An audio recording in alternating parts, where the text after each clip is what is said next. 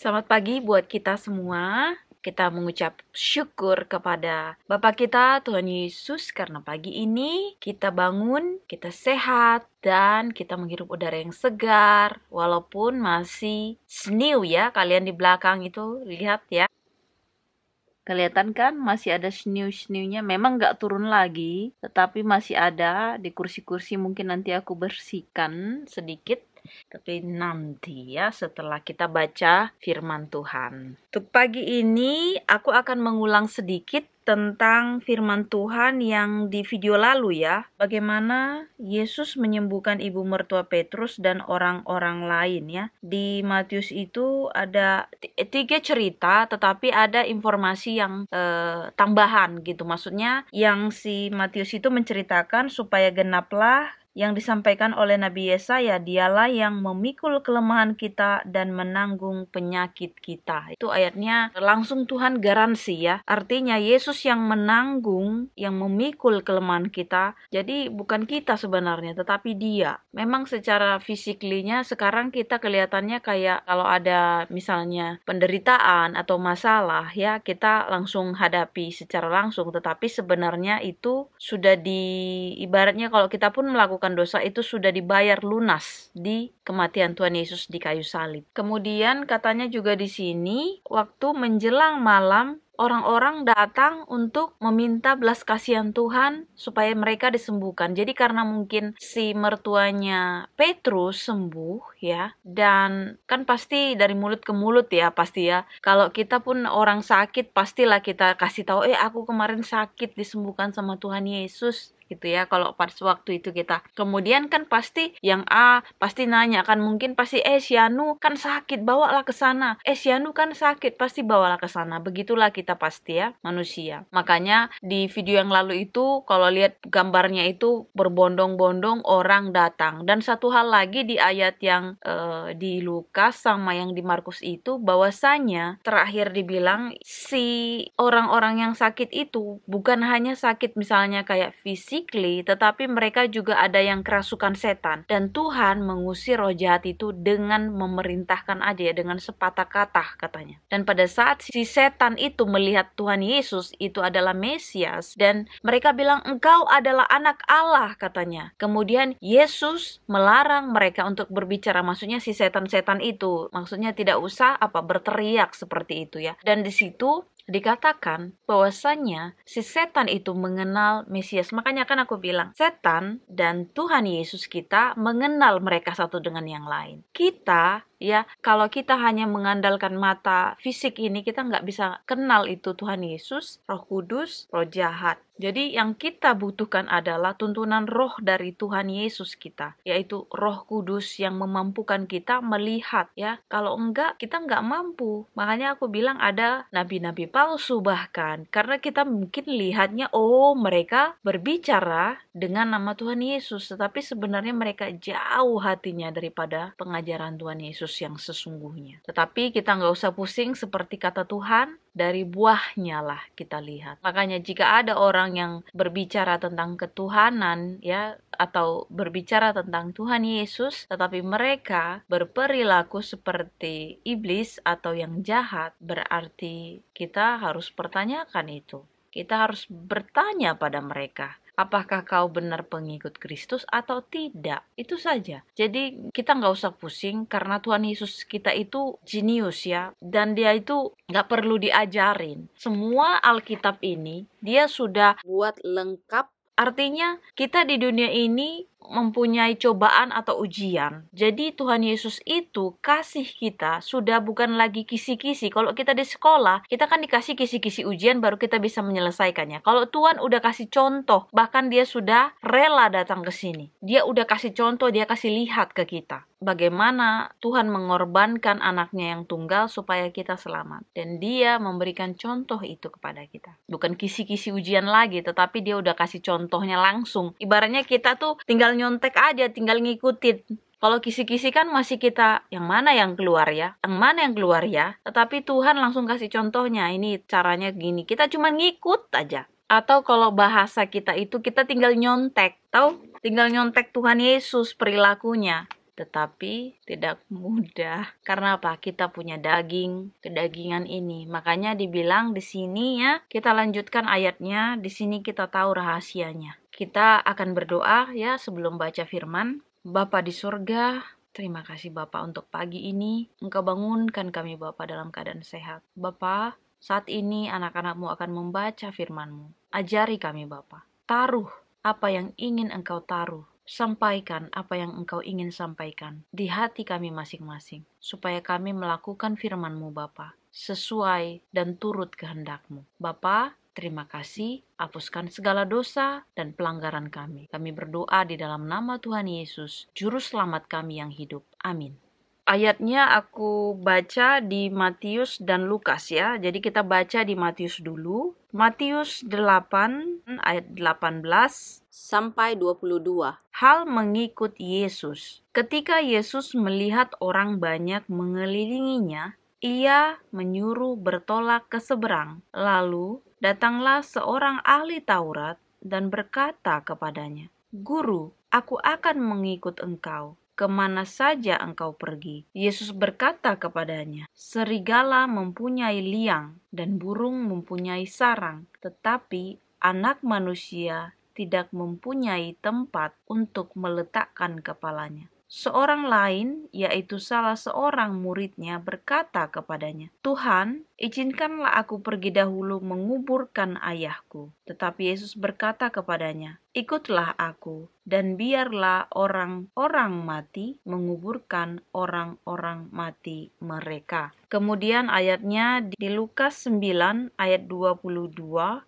sampai 27. Pemberitahuan pertama tentang penderitaan Yesus dan syarat-syarat mengikut Dia. Dan Yesus berkata, Anak Manusia harus menanggung banyak penderitaan dan ditolak oleh tua-tua, imam-imam kepala dan ahli-ahli Taurat, lalu dibunuh dan dibangkitkan pada hari ketiga. Katanya kepada mereka semua, "Setiap orang yang mau mengikut aku, ia harus menyangkal dirinya, memikul salibnya setiap hari dan mengikut aku. Karena barang siapa mau menyelamatkan nyawanya, ia akan kehilangan nyawanya. Tetapi barang siapa kehilangan nyawanya karena aku, ia akan menyelamatkannya. Apa gunanya seorang memperoleh seluruh dunia, tetapi ia membinasakan atau merugikan dirinya sendiri? Sebab barang siapa malu karena aku dan karena perkataanku, Anak Manusia juga akan malu karena orang itu apabila ia datang kelak dalam kemuliaannya dan dalam kemuliaan Bapa dan malaikat-malaikat kudus. Aku berkata kepadamu, sesungguhnya di antara orang yang hadir di sini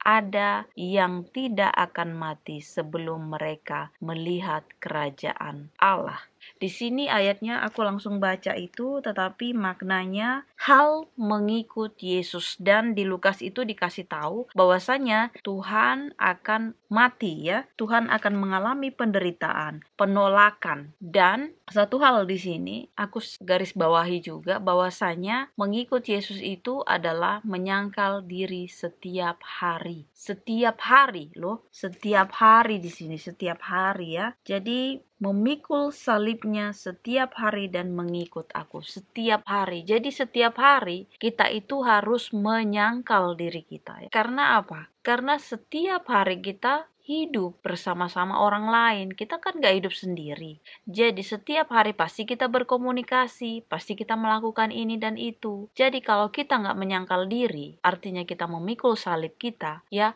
Memikul salib itu berarti gak enak. Salib itu kan berat. Waktu Tuhan Yesus saja udah disiksa. Jadi waktu dia jalan di dibilang itu Dolorosa ya. Aku belum pernah ke sana ya. Aku pengen ke sana suatu saat nanti. Tuhan yang akan memampukan. Jadi perjalanan itu Tuhan sampai jatuh dan waktu itu ada yang salah seorang muridnya yang membantu dia mengangkat salib itu ya. Dan pada saat itu Tuhan Yesus sendiri aja udah gak mampu lagi ngangkat salib itu. Saking dia sudah disiksa habis-habisan ya. Jalan aja dia udah terjatuh-jatuh, tertatih-tatih. Jadi apalagi pikul salib. Makanya aku bilang Pikul salib itu simbolik secara ke kita adalah berat, sakit. Tetapi sakitnya fisik dan sementara. Karena apa? Karena kita menuju ke yang kekalan nantinya. Di sini kita menderita. Makanya dibilang Tuhan juga di Alkitab di sini tadi ayatnya, apalah gunanya kau mendapatkan dunia ini tapi kamu kehilangan nyawamu. Maksudnya kamu menikmati dunia ini, setelah ke depan ke sana, ya di akhir nanti pada saat Tuhan Yesus datang kedua kali ya dengan kemuliaannya ya, kita nggak dapat kekekalan itu. Kita nggak bersama-sama dengan Tuhan Yesus. Apalah gunanya?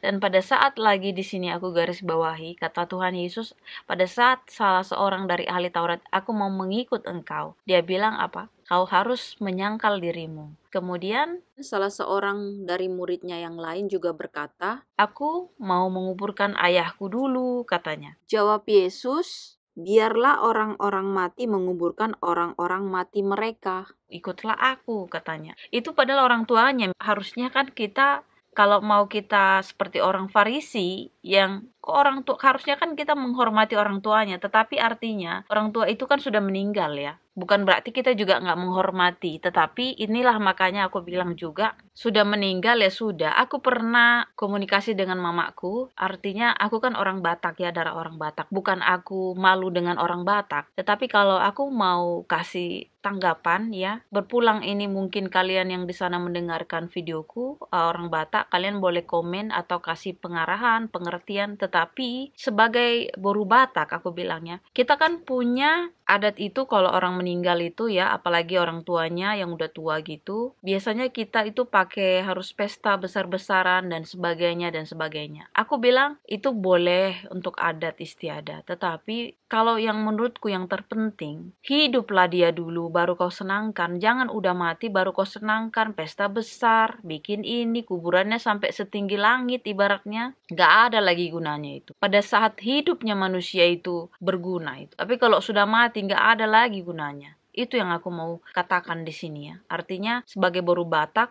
makanya aku bilang di sini kita itu berhikmat. Apalagi kita orang Batak yang sudah dipilih Tuhan ya, orang Batak yang sudah dipilih sama Tuhan Yesus itu harus mengakui dia, harus menyangkal salib. Adat istiadat itu nomor 2. Itu kalau oke ya udah kita laksanakan. Tetapi maaf sebelumnya ya, aku bukan tidak menghormati adat istiadat Batak, tetapi di sini maksudku masih hiduplah orang tua itu, kita kasihi dia, kita kasih yang terbaik. Jangan udah mati baru kita bikin pesta gede-gedean sampai ngutang-ngutang sana sini. Nggak bisa lah kayak gitu. Bukan itu Kristen sejati. Jadi kalau menurut dari aku ini boru Batak ini ya, kalau aku pernah mendengar ada juga seorang pendeta gereja, salah satu gereja Batak lah aku bilangnya, aku pernah baca ada di Google gitu, katanya gini, orang Batak itu lebih malu dia dibilang gak beradat daripada gak bertuhan. Kan itu sedih. Makanya aku bilang kita orang Batak memang kaya akan tradisi, ya kultur. Tetapi janganlah sampai kayak gitu.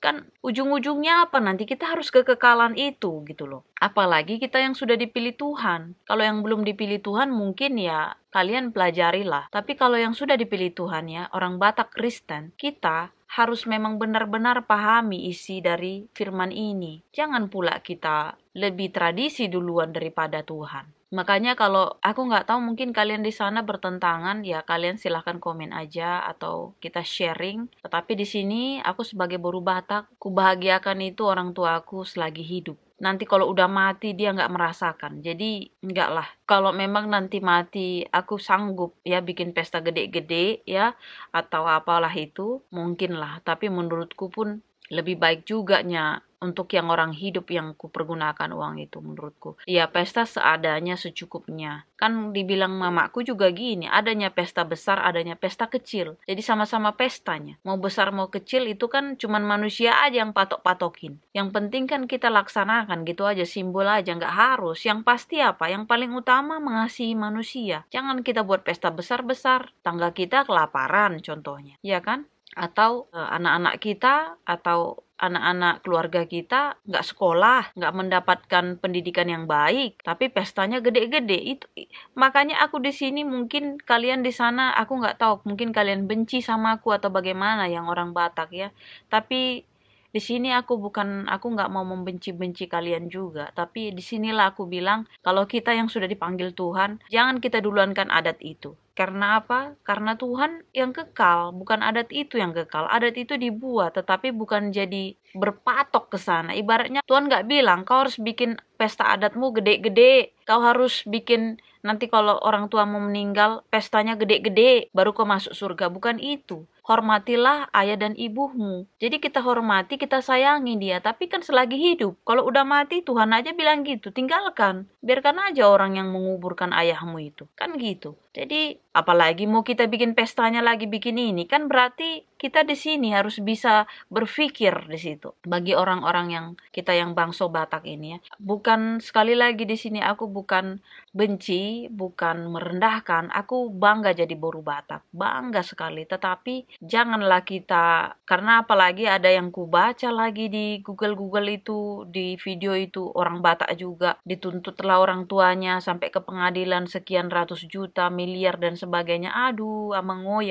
Aku bilang, nah inilah aku bilang. Jadi apalah gunanya nanti, kan gitu. Selagi hidupnya orang tua kita ini, kita bisa kasih yang terbaik. Kalau udah meninggal dia ngapain? Gak ada lagi dirasakannya. Kita kasih pun emas berlian dipakainya, udah gak ada lagi dirasakannya, kebanggaan itu udah gak ada. Jadi percuma, sia-sia. Makanya di sini aku bilang, mengikut Tuhan Yesus itu, ya kita mau dari suku manapun, mungkin dari suku yang lain juga pasti ada namanya adat istiadat. Tetapi kalau kita sudah dipilih Kristus, di sini kita menjadi pengikut Dia yang sejati. Karena orang yang hiduplah yang bisa kita bantu, yang bisa merasakan kasih Kristus. Kalau sudah mati kita kasih pun mau uang berapapun, kita kasih makanan mau berapapun, dia nggak akan menyentuh itu, gitu loh. Ya, jadi biarlah ini menjadi perenungan kita, ya. Kita setiap hari bisa mengikuti Yesus dengan menyangkal diri kita, memikul salib kita setiap hari. Dengan cara apa?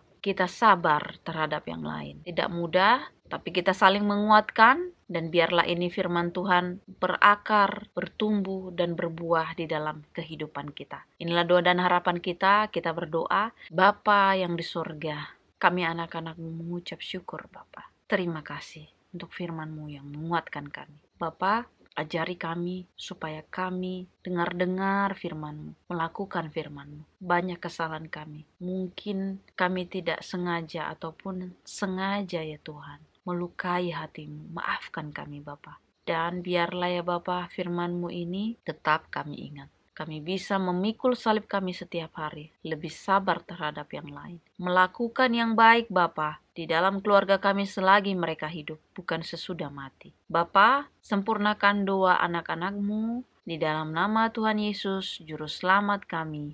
Amin. Terima kasih. Tuhan Yesus memberkati. Amin.